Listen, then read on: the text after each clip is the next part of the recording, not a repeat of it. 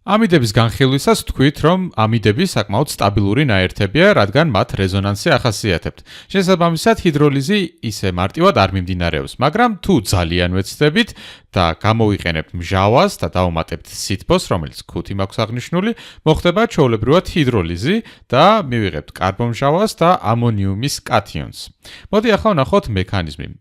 მექანიზმის პირველი ეტაპი მსგავსი არის ესტერის ჰიდროლიზის, გვჭირდება პროტონირება კარბონილის ჟანგბადის, შესაბამისად კარბონილის ჟანგბადის ელექტრონები გადადის წყალბადზე, წყალბადის მის ელექტრონები კი გადადის ამ ჟანგბადზე, რომ წარმოგვექმნას წყალი და პროტონირებული კარბონილის ჟანგბადი.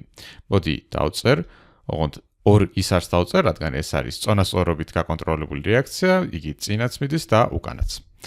მოდი დავხატოთ ახლა პროდუქტი, გვაქვს ერი დაკავშირებული C-სთან, ორმაგიბით O-სთან, აქ NH2 და აქ გვექნება ახალი წყალბადი. მოდი გავაფერადებ ამ ელექტრონებს და შესაბამისად ამ ბმასაც, რადგან ამ ელექტრონებით შეიქმნა ბმა. ასევე ამ ჟანგბადს ექნება ერთი თავისუფალი ელექტრონების წყვილი და დადებითი ფორმალური მუხტი. რადგან ჟანგბადს აქვს დადებითი ფორმალური მუხტი, ელექტრონები ბევრად უფრო არის გადაკაჩული ამ ჟანგბადისკენ ამ კარბონილის ორმაგ მასში, შესაბამისად, ნახშირბადს ეზრდება ნუკლეოფილური უბრალოდ ელექტროფილური ბუნება და იგი ეძებს ნუკლეოფილს. ნუკლეოფილი ამ შემთხვევაში იქნება წყალი, რადგან წყალსახში ხდება ეს რეაქცია. წყალს ვიცით, რომ აქვს თავისუფალი ელექტრონების წყვილები, რომლის გაცემაც შეუძლია და ერთ-ერთ თავისუფალი ელექტრონების წყვილს გადასცემს ამ ელექტროფილურ ნახშირბადს, ხოლო ორმაგი მის ელექტრონების ერთ-ერთი წყვილი კი გადავა ამ ჟანგბადზე, რათა გაქრეს ეს დადებითი ფორმალური მუხტი. შედეგად კი ვიღებთ ასეთ ნაერთს. გვაქვს ერი დაკავშირებული აქ C-სთან, რომელიც ამჯერად ერთმაგიბმით არის დაკავშირებული ამ OH-თან. ამ ლურჯი ერთმაგიბმით იქნება დაკავშირებული OH2-თან. ამ OH2-ში ჟანგბადს ექნება ერთი თავისუფალი ელექტრონების წყვილი და დადებითი ფორმალური მუხტი და ასევე ეს ნახშირბადი იქნება დაკავშირებული NH2-თან. შედეგ ეტაპზე უნდა მოახდინოთ ამ OH2-ის დეპროტონირება, ანუ წყალმა უნდა შეასრულოს, ანუ გამხსნელმა ფუძის როლი და მოიტაცოს წყალბადი. წყალბადს მოიტაცებს, ხოლო წყალბადის მის ელექტრონები კი გადავა ამ ჟანგბადზე და მივიღებთ შემდეგნაირ სტრუქტურას. გვექნება ერი დაკავშირებული C-სთან, რომელიც იქნება ორ OH ჯგუფთან დაკავშირებული ამჯერად. ბმებს აღარ გავაფერადებ. აქ ერთი OH ჯგუფი, აქ მეორე OH ჯგუფი და აქ გვექნება NH2 ჯგუფი. მოდი ამჯერად ამ H-ებს ცალ-ცალკე დავხატავ ბმებით და ცალკე აზოტს მიუწერ თავისუფალ ელექტრონების წყვილს, რადგან ამ ეტაპზე გვჭირდება ამ NH2 ჯგუფის პროტონირება. ვიცით, რომ ეს მჟავაში ხდება, შესაბამისად შემორჩენილი გვაქვს ჩვენი ჰიდრონიუმის ან კათიონები. აქ გვაქვს OH3 პლუსი. იგი შეასრულებს მჟავის როლს, ეს ამინო ჯგუფი შეასრულებს ფუძის როლს და იგი მიითვისებს ამ ელექტრონს. მოდი გავაფერადებ ამ ელექტრონებს, რომ მაუკეთ გამოჩნდეს შემდეგ ეტაპზე და ამ წყალბადის მის ელექტრონები კი რა თქმა უნდა გადავა ჟანგბადზე, რომ მივიღოთ წყალი. მოდი ჩამოვწოთ ცოტას და განვაგრძელოთ ეს რეაქცია. ესეც რა თქმა უნდა წონასწორობით იქნება გაკონტროლებული, ანუ უკუშექცევადი რეაქცია და გვექნება ერი დაკავშირებული C-სთან, დაკავშირებული ორ OH ჯგუფთან და დაკავშირებული NH3-თან, სადაც აზოტს აქვს დადებითი ფორმალური მუხტი და ერთი ბმა ამ თავისუფალი ელექტრონების წყვილით შეიქმნა. თუ დავაკვირდებით ამ ჯგუფს, მოდი შემოვხაზავ, ხედავთ რომ ეს არის ამიაკი და თუ თან ელექტრონებს წაიღებს, მივიღებთ კარგ წამსვლელ ჯგუფს, ჩვეულებრივი ამიაკის, ანუ NH3-ის სახით. მოდი ამ ელექტრონებსაც გავაფერადებ და ესენი გადავლენ აქ, ხოლო რათა ამ ნახშირბადს არ წარმოიქმნას დადებითი ფორმალური მუხტი, ჟანგბადის ერთ-ერთი თავისუფალი ელექტრონების წყვილი გადავა ამ ბმაზე, რათა შეიქმნას ორმაგი ბმა. შედეგად კი ვიღებთ ასეთ რამეს. გვექნება ერი დაკავშირებული ამ პროტონირებულ კარბონილთან და დაკავშირებული OH-თან. და ასევე მივიღეთ NH3. მოდი დავხატავ აქ. N-ი დაკავშირებული 3H-თან და მას ასევე ექნება თავისუფალი ელექტრონების წყვილი მიღებული ამ ბმისგან, რომელსაც გამოიყენებს ამ რეაქციის ეტაპზე ამიაკი შეასრულებს ფუძის როლს და მოსტაცებს პროტონირებულ კარბონილს ამ წყალბადს. წყალბადის ბმის ელექტრონები კი გადავა ჟანგბადზე და მივიღებთ ჩვენს საბოლოო პროდუქტებს, რომელიც არის კარბონმჟავა RCOOH-ი. მოდი ელექტრონებსაც მივუწერ.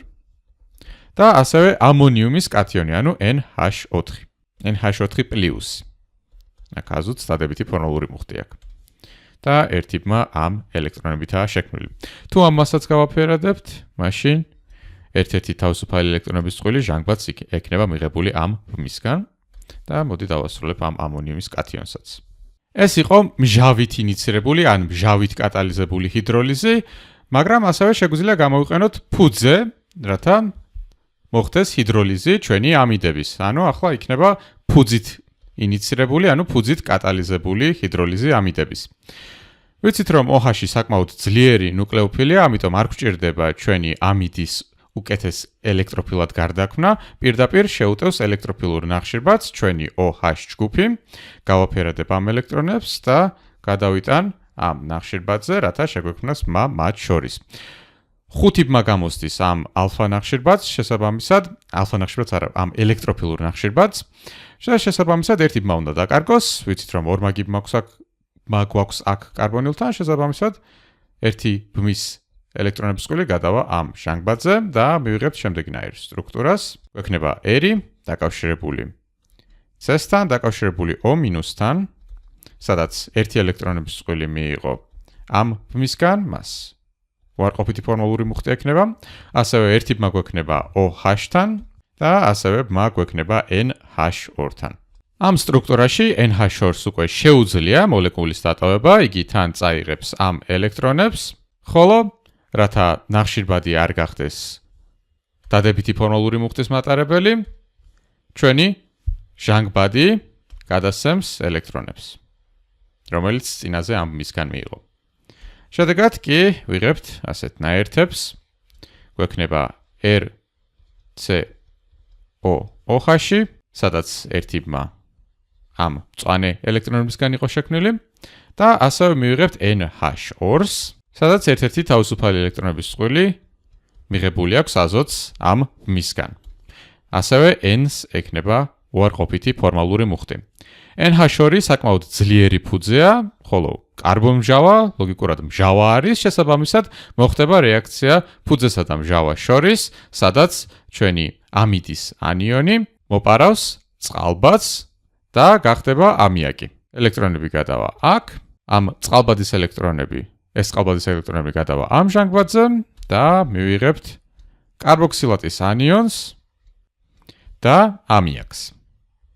მაგრამ ეს არის კარბოქსილატის ანიონი და არა ჩვენი საბოლოო კარბონმჟავა. მათ შორის განსხვავება კი მხოლოდ და მხოლოდ ერთადერთი წყალბადია, შესაბამისად უნდა დავამატოთ მჟავა ჩვენს ხსნარში, რომ მოხდეს პროტონირება ამ ანიონის. თუ ამას ვიზავთ, ანუ დავამატებთ ჩვენ H+, არ აქვს მნიშვნელობა რა მჟავა იქნება, მივიღებთ ჩვენს საბოლოო პროდუქტს, რომელიც არის კარბონმჟავა. ეს იყო ჰიდროლიზის ფუძით ინიცირებული ან ფუძით კატალიზებული ჰიდროლიზი, ვიცით ორივე სახის ჰიდროლიზი, ფუძით და მჟავით ინიცირებული და მოდი ახლა განვიხილოთ ძალიან მარტივი მაგალითი.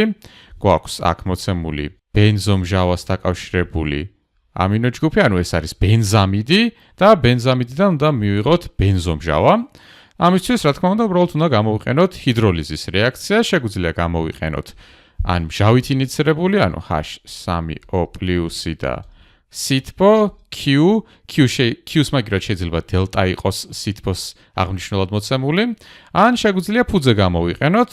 პირველი ეტაპი იქნება რაიმე ფუძე, მაგალითად ნატრიუმის ჰიდროქსიდი, მეორე ეტაპი კი იქნება რაიმე სახის მჟავა, რომ პროტონაცია მოახდინოთ ჩვენი ბენზომჟავის.